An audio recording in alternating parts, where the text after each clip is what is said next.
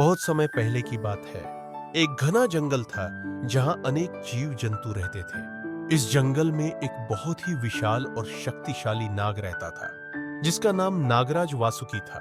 वह अपनी प्रजा की रक्षा करता और सभी नागों का प्रिय राजा था। लेकिन जंगल में एक और भयानक प्राणी भी था, राक्षस नाग दानव। काल सर्प। राक्षस नाग दानव की दुष्टता। काल सर्प एक क्रूर और निर्दयी नाग दानव था। वह साधारण नागों और अन्य जीवों को अपना शिकार बनाता था और जंगल में आतंक फैलाता था। उसकी ताकत इतनी अधिक थी कि बड़े बड़े ऋषि मुनि भी उससे डरते थे। एक दिन काल सर्प ने नागराज वासुकी के राज्य पर हमला कर दिया। उसने कहा, यह जंगल मेरा है, अब मैं ही नागों का राजा बनूंगा।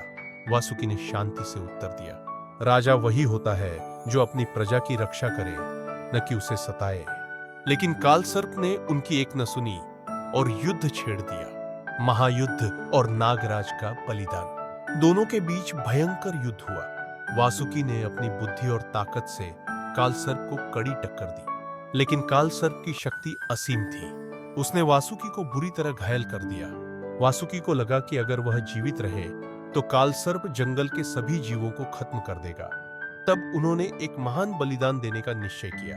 उन्होंने अपनी दिव्य ऊर्जा का उपयोग कर काल सर्प को एक अमर बंधन में बांध दिया, जिससे वह हजारों वर्षों तक अचेत पड़ा रहा। लेकिन इस युद्ध में वासुकी स्वयं भी गंभीर रूप से घायल हो गए और अंततः अपने प्राण त्याग दिए। न्याय की जीत। वासुकी के बलिदान से जंगल में फिर से शांति आ गई। नागों ने अपने प्रिय राजा को श्रद्धांजलि दी और उनकी याद में एक मंदिर बनाया। वर्षों बाद जब काल सर्प अपने बंधन से मुक्त हुआ तो उसकी दुष्टता समाप्त हो चुकी थी।